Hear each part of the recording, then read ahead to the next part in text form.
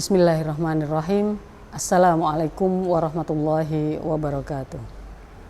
Alhamdulillahirabbil alamin. Nahmaduhu wa nasta'inuhu wa nastaghfiruh wa na'udzu billahi min syururi anfusina wa sayyiati a'malina. May yahdihillahu fala mudhillalah wa may yudlilhu fala hadiyalah. Asyhadu an la ilaha illallah wa asyhadu anna Muhammadan abduhu wa rasuluh la nabiyya ba'dah amma ba'd. Alhamdulillah, saat ini kita berada di bulan Ramadan yang diberkahi oleh Allah, dan mudah-mudahan Ramadan ini menjadi Ramadan yang bernilai besar bagi peningkatan kualitas kita sebagai seorang mukmin. Para pemirsa sekalian, qala Allah Ta'ala fil Qur'anil Karim, a'udzubillahi minasyaitonir rajim. Ya ayyuhalladzina amanu qu anfusakum wa ahlikum naro. Hai orang-orang yang beriman, peliharalah dirimu dan keluargamu dari siksa api neraka. Di surat At-Tahrim ayat 6 tersebut jelas bahwa Allah memerintahkan kita untuk menjaga, untuk memelihara keluarga kita dari api neraka. Artinya apa? Bahwa ayat tersebut memerintahkan kita untuk tidak hanya memotivasi diri kita untuk menjadi seorang mukmin yang baik, tetapi juga mengajak terutama keluarga terdekat kita untuk bersama-sama menjadi seorang mukmin yang baik. Ayat serupa juga dapat kita temukan, perintah yang serupa juga dapat kita temukan pada ayat lain, wa anzir ashiratakal aqrabin, dan berilah peringatan kepada keluargamu yang terdekat. Sehingga ketika kita mengajak orang lain untuk menjadi seorang yang baik, maka sebuah keniscayaan bagi kita untuk memulainya dari keluarga kita sendiri. Lalu bagaimana cara kita untuk mendidik atau mengajak keluarga kita menjadi keluarga yang insya Allah jauh dari api neraka?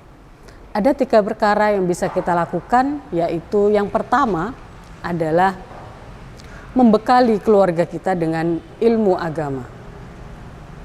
Mungkin selama ini yang sudah bersuami, beristri atau sudah punya anak mungkin ya, di antara kita sudah menyekolahkan anak di lembaga pendidikan agama yang baik. Namun tidak berhenti di anak saja sebenarnya, karena sesungguhnya istri atau suami pun perlu kita bekali dengan pendidikan agama yang baik, ilmu agama yang baik. Maka dalam implementasinya, seorang suami atau seorang istri harus bisa membantu pasangannya masing-masing untuk mencari ilmu agama. Contoh konkret misalnya, ketika suami berangkat ke majelis taklim atau ke pengajian, maka alangkah baiknya dia tidak berangkat sendiri, melainkan mengajak istri juga untuk mengikuti kegiatan tersebut. Sehingga suami memberikan kesempatan mengajak istri untuk sama-sama mencari ilmu, terutama ilmu agama. Jadi ketika suami ikut pengajian, istrinya jangan ditinggal di rumah, ya. Istrinya diajak juga agar sama-sama belajar tentang ilmu agama. Itu yang pertama. Kalau anak, insya Allah kita sudah menyekolahkannya pada lembaga pendidikan yang baik, gitu ya. Kemudian yang kedua, langkah yang harus kita lakukan untuk menyelamatkan keluarga kita dari api neraka adalah dengan cara membekali keluarga dengan akhlak yang baik. Baik itu kita sebagai suami, sebagai istri, maupun mungkin sebagai kakek, nenek, dan lain sebagainya ya. Apapun peran kita dalam keluarga tersebut, maka kita harus menjadi contoh dalam akhlak yang baik. Ketika ada anggota keluarga yang melakukan akhlak yang tidak baik, jangan hanya didiamkan. Meskipun anak kita mungkin sudah dewasa, sudah remaja begitu ya, maka akhlak yang baik tetap harus kita contohkan atau kita ingatkan ketika mereka melakukan suatu kesalahan. Kemudian yang ketiga, yang perlu juga kita usahakan adalah menjadi contoh atau mengajak mereka untuk melakukan amal-amal yang baik, gitu ya. Jadi tidak hanya membekali, tidak hanya mencontohkan akhlak yang baik, juga mengajak melakukan kebaikan. Dalam hal ini di beberapa ayat, misalnya di surat Toha, misalnya ayat 132 misalnya. Wa'mur ahlaka bis-sholati wastabir 'alaiha, dan perintahkan keluargamu, ajaklah keluargamu untuk sholat, gitu ya, dan bersabarlah kamu dalam melaksanakannya atau dalam mendirikannya. Jadi ketika seorang ayah pergi ke masjid untuk mengikuti sholat jamaah, anak jangan dibiarkan di rumah untuk sholat sendirian. Sehingga alangkah baiknya ketika suami pergi ke masjid untuk sholat jamaah, istri juga ikut, anak juga ikut. Meskipun anak itu sudah berumur remaja, gitu ya. Sehingga tidak ada namanya ayah berangkat sendirian ke masjid atau ibu berangkat sendirian ke masjid sementara anak entah di mana. Gitu ya.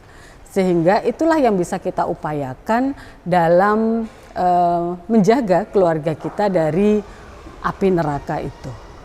Jadi mungkin itu terutama ketika Ramadan ini, marilah bersama-sama ketika ayah, ibu pergi ke masjid, maka ajaklah anak kita untuk ke masjid. Ketika ayah, ibu melakukan tadarus di rumah, maka ajaklah juga anak untuk tadarus di rumah. Jadi jangan dibiarkan anak kita melakukan hal-hal yang tidak baik, sementara kita sebagai orang tua ingin melakukan kebaikan-kebaikan yang banyak ketika Ramadan.